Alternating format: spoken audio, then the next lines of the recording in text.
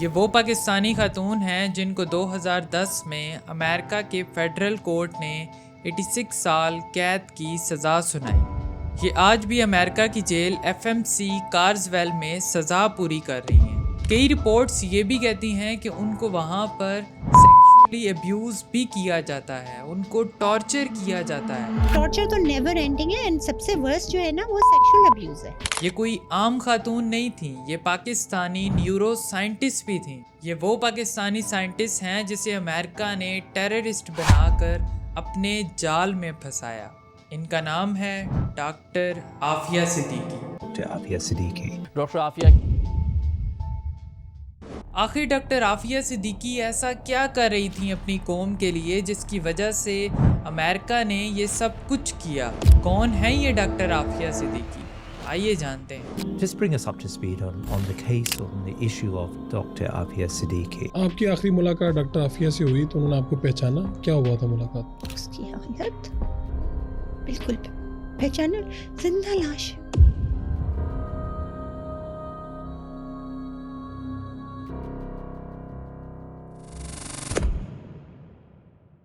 آپ میں سے کئی لوگوں نے ڈاکٹر عافیہ صدیقی کا نام سنا ہوگا، اور جنہوں نے نہیں سنا وہ یہ ویڈیو دیکھنے کے بعد جان جائیں گے۔ ڈاکٹر عافیہ صدیقی 1972 میں کراچی میں پیدا ہوئیں۔ وہ بچپن سے ہی اتنی ذہین تھیں کہ اسکول میں ہمیشہ ٹاپ کرتیں۔ انہوں نے امریکہ کی MIT یونیورسٹی سے بایولوجیکل سائنسز میں BS کی۔ MIT ورلڈ کی ٹاپ یونیورسٹیز میں آتی ہے۔ اور پھر انہوں نے برینڈیز یونیورسٹی سے کوگنیٹیو نیورو سائنس میں PhD کمپلیٹ کی۔ وہ اپنی فیلڈ میں ایک بہت ایڈوانس ریسرچر مانی جاتی تھیں۔ 1992 میں ڈاکٹر عافیہ نے اپنی ریسرچ کی وجہ سے $5000 امریکن کا ایوارڈ بھی جیتا۔ اور پھر 1995 میں ڈاکٹر عافیہ کی شادی ہو گئی امجد خان سے۔ اس کے بعد ان کے 3 بچے ہوئے۔ محمد احمد جو 1996 میں پیدا ہوا، ان کی بیٹی جس کا نام مریم بنت محمد، اور ان کے تیسرے بیٹے کا نام سلیمان تھا جو 2002 میں پیدا ہوا۔ اب جانتے ہیں ڈاکٹر عافیہ صدیقی ایسا کیا کرنا چاہتی تھیں جو امریکہ اور یہودیوں سے برداشت نہ ہوا۔ ڈاکٹر عافیہ ایک پاکستانی نیورو سائنٹسٹ تھیں۔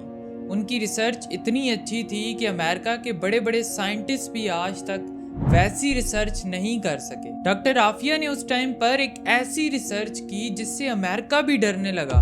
امریکہ کو اس ٹائم خطرہ تھا کہ ڈاکٹر عافیہ صدیقی کا پاکستان اور مسلمانوں سے بہت گہرا تعلق ہے، اور وہ یہ بات جانتے تھے کہ ان کی یہ ریسرچ بایولوجیکل ویپن بنانے کے کام آ سکتی ہے۔ اس ٹائم پر افغانستان اور امریکہ کی جنگ بھی ہو رہی تھی، اور ڈاکٹر عافیہ صدیقی امریکہ کے خلاف تھیں۔ امریکہ نے بہت کوشش کی کہ ڈاکٹر عافیہ یہودی زائنسٹ کے ایجنڈے پر کام کریں مسلمانوں کے خلاف، لیکن ڈاکٹر عافیہ صدیقی نے صاف انکار کر دیا۔ ڈاکٹر عافیہ صدیقی چاہتی تھیں کہ مسلمان صرف ایموشنل نہیں، سائنٹیفک اور فلسفیکل لیول پر بھی اسٹرانگ ہوں۔ ان کا فوکس تھا کہ مسلم یوتھ صرف ریلیجیس نالج نہیں بلکہ سائنس، ٹیکنالوجی اور سائیکالوجی میں بھی آگے آئے۔ وہ مسلم یوتھ کو موٹیویٹ کرتی تھیں کہ اگر ویسٹ سائنس میں آگے ہے تو مسلمان کیوں نہیں۔ That Islam is the best savior and protector for women.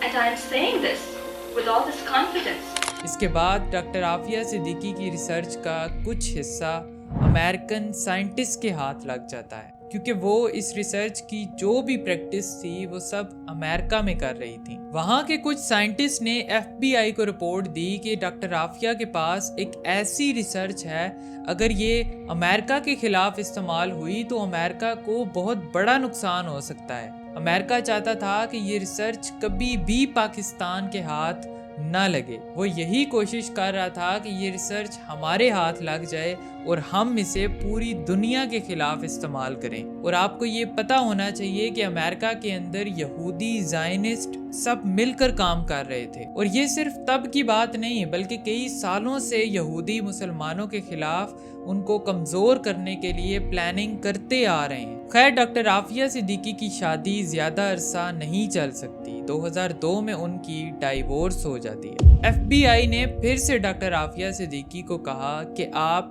ہمارے لیے کام کریں، لیکن ڈاکٹر عافیہ صدیقی نے انکار کر دیا۔ جب وہ نہیں مانی تو FBI نے ان کے ہسبینڈ کو ان کے خلاف استعمال کرنا شروع کر دیا۔ وہ بیان دینے لگ گیا کہ ڈاکٹر عافیہ صدیقی کا القاعدہ سے تعلق ہے اور اسی طرح کے الزامات لگانے لگ گیا، اور FBI نے بھی یہی سب کچھ کرنا شروع کر دیا۔ 2003 میں پرویز مشرف ڈاکٹر عافیہ صدیقی کو امریکہ کے حوالے کر دیتی ہیں، اور اس کام کے اوپر امریکہ نے ان کو ایوارڈ بھی دیا۔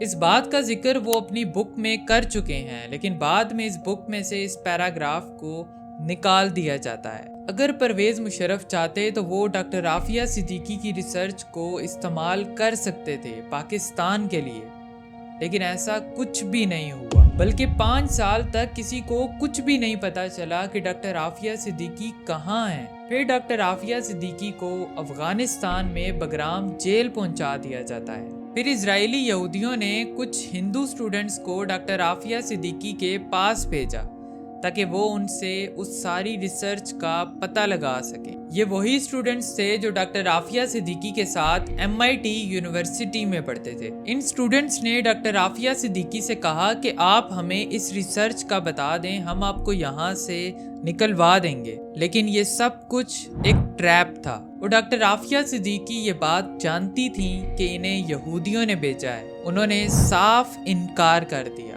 وہ یہ بات جانتی تھیں کہ یہ ریسرچ مسلمانوں کے خلاف استعمال ہوگی، اور پھر انہوں نے ڈاکٹر عافیہ صدیقی کو ٹارچر کرنا شروع کر دیا۔ انہوں نے ان پر اتنا ظلم کیا کہ جو بگرام جیل سے قیدی چھوٹ کر واپس آئے، انہوں نے بتایا کہ وہاں پر ایک سیل سے ایک عورت کے چیخنے کی اتنی خوفناک آواز آتی تھی کہ وہ آواز آج بھی ہمیں سنائی دیتی ہے۔ جب انہیں یہ پتہ چل گیا کہ ڈاکٹر عافیہ صدیقی اپنی ریسرچ ہمیں نہیں دیں گی، تو انہوں نے ڈاکٹر عافیہ کو ایسے انجیکشن لگانے شروع کر دیے جس سے وہ اپنی ریسرچ بھول جائیں اور ذہنی مریض بن جائیں۔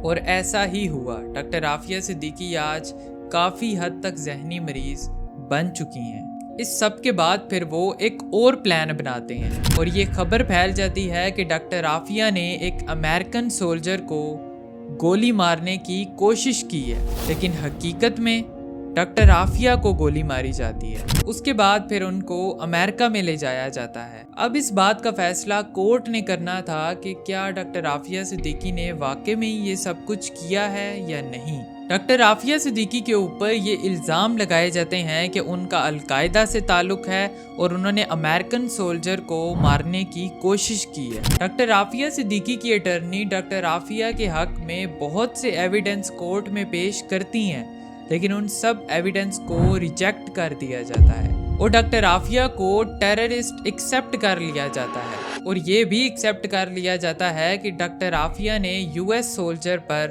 اٹیک کیا، اور پھر ان کو 86 ایئر جیل کی سزا سنائی جاتی ہے۔ 2003 میں جب ڈاکٹر عافیہ کو کڈنیپ کیا تھا تو ان کے ساتھ ان کے 3 بچوں کو بھی کڈنیپ کیا تھا۔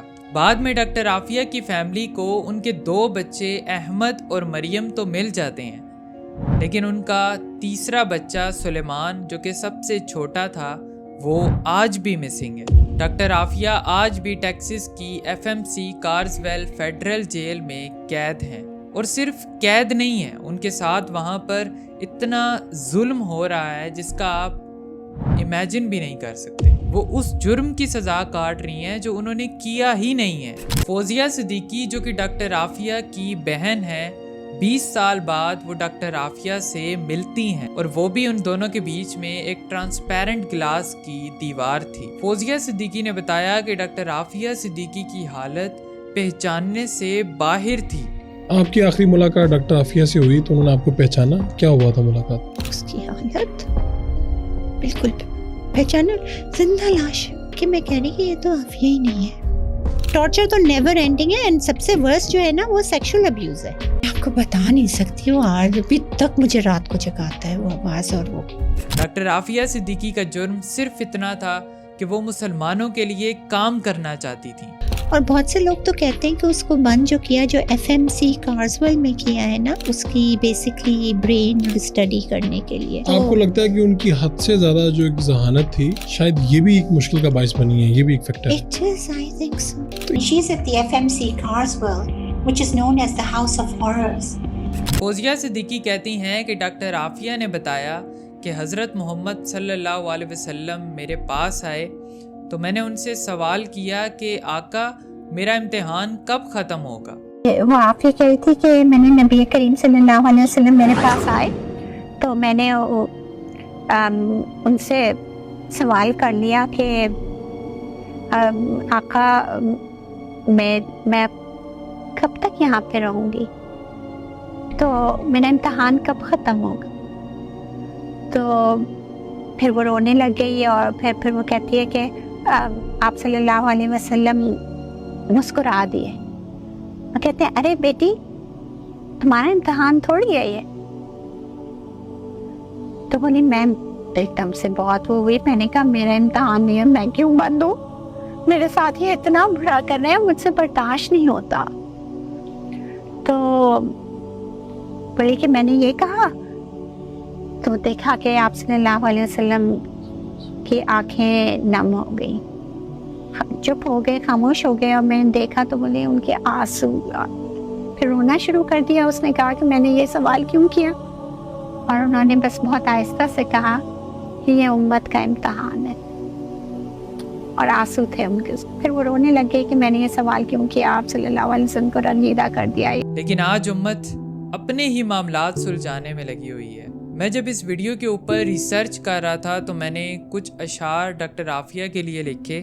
دیکھ کر تیری بے بسی کو، دیکھ کر تیری بے بسی کو، ترس مجھ کو یہ آتا ہے، ہزاروں غم بلائے بیٹھا ہوں، نہ جانے یہی کیوں ہر پل ستاتا ہے.